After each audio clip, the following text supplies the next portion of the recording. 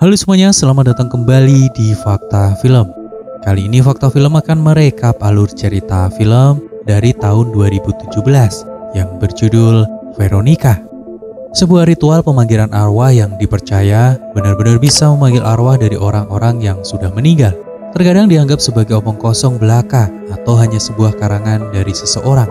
Namun bagaimana jika kisah tentang pemanggilan arwah itu benar-benar terjadi di dunia nyata, seperti halnya yang dialami oleh seorang wanita bernama Veronica, bersama dengan kedua temannya yang dengan sengaja melakukan ritual pemanggilan arwah dengan memainkan papan Ouija tepat saat gerhana matahari terjadi.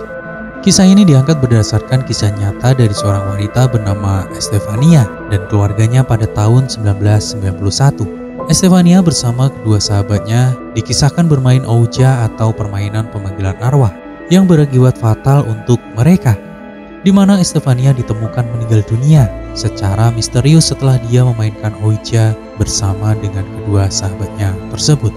Jadi bagaimanakah kisah selengkapnya? Mari kita ulas alur cerita dari film ini. Kami ingatkan kembali kepada kalian semua, apa yang akan kami sampaikan ini adalah sebuah spoiler film. Buat kalian yang tidak masalah dengan spoiler, seperti biasa pakai handsetnya, rebahkan tubuhnya, dan mari kita mulai ceritanya.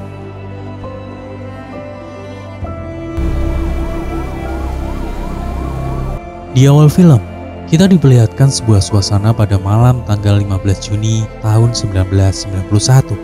Pihak kepolisian mendapatkan panggilan darurat dari seorang wanita. Mendengar panggilan itu, pihak kepolisian pun langsung bergerak cepat untuk menyelamatkan wanita yang sepertinya sedang dalam bahaya. Tak lama sampainya pihak kepolisian di apartemen milik wanita itu, terlihat kondisi apartemen sudah sangat berantakan dan banyak bercak darah berserakan. Di tengah pencarian yang sedang berlangsung, mereka melihat sesuatu yang cukup menyeramkan, yang juga membuat anggota kepolisian yang datang malam itu ketakutan akan apa yang mereka lihat. 3 hari sebelum malam itu, seorang wanita bernama Veronica memulai aktivitas dengan lebih dahulu membangunkan ketiga adiknya, masing-masing bernama Irene, Lucia, dan Antonio. Pagi itu Veronica dan adiknya sengaja bangun lebih awal untuk berangkat ke sekolah bersama-sama. Namun sebelum berangkat, Veronica sempat mengambil foto almarhum ayahnya untuk dia bawa ke sekolah. Lalu setelah mengantarkan ketiga adiknya, Veronica yang mulai mengikuti pelajaran di kelasnya mendapat sebuah informasi bahwa tak lama lagi mereka bisa melihat gerhana matahari. Namun pada saat para murid dan orang-orang lain sedang menunggu gerhana matahari itu terjadi, Veronica bersama kedua sahabatnya bernama Rosa dan Diana memutuskan untuk pergi ke sebuah ruangan kosong yang ada di sekolah mereka. Tujuan mereka datang ke tempat itu tak lain dan tak bukan ialah memainkan Ouija atau sebuah permainan yang dipercaya dapat memanggil arwah orang-orang yang sudah meninggal dunia.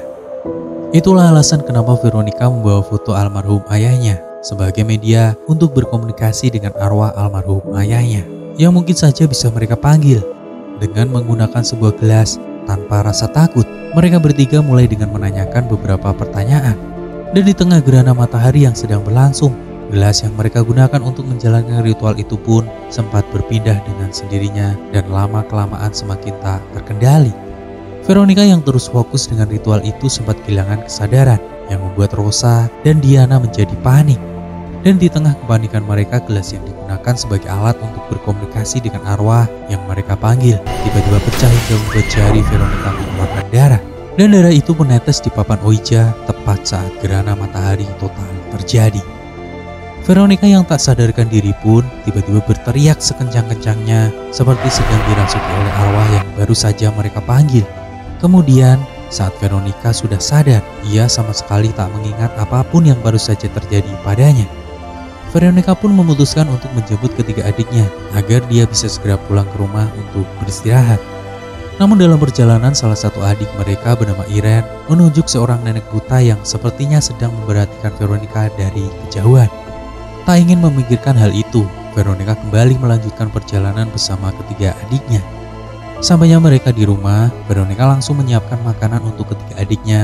Namun saat sedang asik menyantap makanan, tiba-tiba saja tangan Veronica bergetar dan dia pun kembali tak sadarkan diri seperti sebelumnya.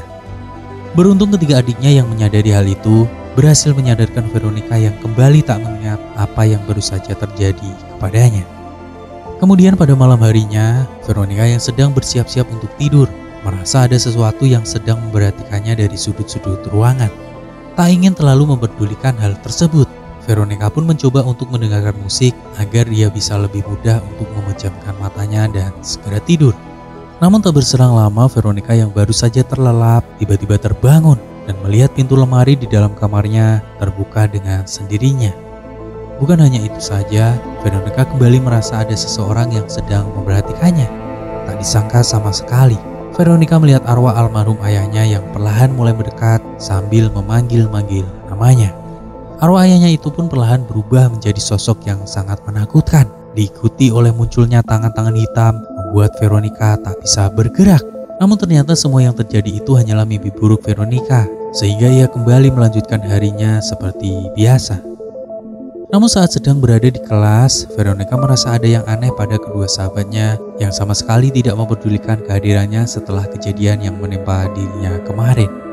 Veronica yang tak terlalu mempedulikan hal itu memutuskan untuk kembali ke ruangan tempat di mana mereka bermain Ouija sebelumnya.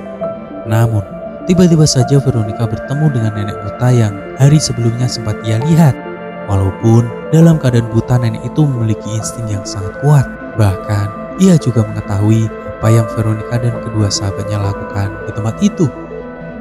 Setelah sempat berbincang, nenek itu mengatakan apa yang telah dilakukan oleh Veronica dan kedua sahabatnya sangatlah berbahaya. Akibat perbuatan mereka, ketiga roh-roh jahat yang mereka panggil kini sedang mengancam nyawa seseorang. Veronica pun diminta untuk menjaga ketiga adiknya karena roh jahat yang mereka panggil bisa saja mengancam keselamatan dirinya dan juga adiknya. Merasa khawatir hal buruk yang akan terjadi, Veronica mulai mencari cara untuk menangkal atau mengusir roh-roh jahat yang ada di rumahnya. Dengan menggambar beberapa simbol pengusir roh jahat yang dipasang di setiap sudut kamar. Tak lama, saat malam mulai tiba, Veronica yang sedang bersih-bersih mendengar suara seseorang dari walkie-talkie yang biasa dimainkan oleh adiknya. Dan di saat itulah Veronica melihat sosok hitam yang perlahan masuk ke dalam kamar adik-adiknya. Awalnya saat diperiksa, Veronica tak menemukan apapun. Namun, tak berselang lama dia melihat sosok bayangan hitam yang sebelumnya dia lihat perlahan mulai mendekat dan mencekik leher Lucia. Setelah kejadian yang tak masuk akal tersebut, malam itu Veronica memutuskan untuk tidur di ruang tamu bersama ketiga adiknya agar dia bisa menjaga dan melindungi adik-adiknya jika kembali terjadi sesuatu. Di tengah ketakutan yang dia rasakan, sang ibu pun pulang ke rumah, membuat hati Veronica sedikit tenang. Dia pun lalu menceritakan semua yang terjadi, mulai dari sosok hitam yang belakangan ini selalu menghantuinya, hingga hal-hal aneh yang selalu mengganggu malamnya. Namun ibunya tak langsung percaya dengan Veronica. Veronica malah diminta untuk tidak menakut-nakuti adik-adiknya lagi, dan berhenti memikirkan hal yang tak masuk akal, termasuk sosok bayangan hitam yang kerap menampakkan dirinya. Karena menurut ibunya hal itu hanyalah halusinasi Veronica semata. Kemudian di keesokan harinya, atau lebih tepatnya pada tanggal 14 Juni tahun 1991, Veronica yang sedang bersih-bersih di rumahnya tak sengaja melihat banyak bercak hitam yang menempel di bawah kasur kamarnya dan juga kamar adik-adiknya. Hal itu membuat Veronica semakin yakin jika semua yang terjadi ada hubungannya dengan roh jahat yang dia panggil bersama Rosa dan Diana saat gerhana matahari terjadi. Dikarenakan roh-roh itu terus mengganggunya, Veronica memutuskan untuk menemui nenek buta dengan harapan dia bisa menemukan cara untuk mengusir atau membasmi roh-roh jahat yang ia panggil agar kehidupannya bisa kembali normal. Nenek itu pun lalu memberikan sebuah solusi, di mana ia meminta Veronica untuk memanggil roh-roh itu dengan kembali bermain Ouija. Lalu setelahnya, dia harus segera menghancurkan papan Ouija yang sudah menjadi sumber masalah baginya. Setelah mendengar saran dari nenek buta tersebut, Veronica mencoba membujuk Rosa dan Diana untuk ikut memainkan Ouija bersamanya lagi. Namun, kedua sahabatnya itu lebih memilih untuk berpesta dibandingkan membantu Veronica yang sedang kesulitan. Hal itu membuat Veronica tak punya pilihan lain selain mengajak ketiga adiknya untuk melakukan ritual pemanggilan arwah menggunakan papan Ouija yang pernah dia gunakan. Sebelum memulai ritual, Veronica mempersiapkan semua yang dibutuhkan, mulai dari menutup semua jendela apartemennya, kemudian menyalakan beberapa lilin sebagai syarat sebelum melakukan ritual tersebut. Tak lama kemudian, ritual itu pun dimulai, di mana Veronica dan ketiga adiknya meletakkan jari mereka di atas gelas yang sudah dipersiapkan. Mengetahui ritual yang mereka lakukan itu telah berhasil, Veronica langsung minta arwah atau roh jahat yang ada di rumahnya untuk pergi dan kembali ke tempat asal mereka. Namun, sepertinya roh jahat itu tak ingin pergi. Hal itu dibuktikan dengan kejadian-kejadian aneh yang kembali terjadi.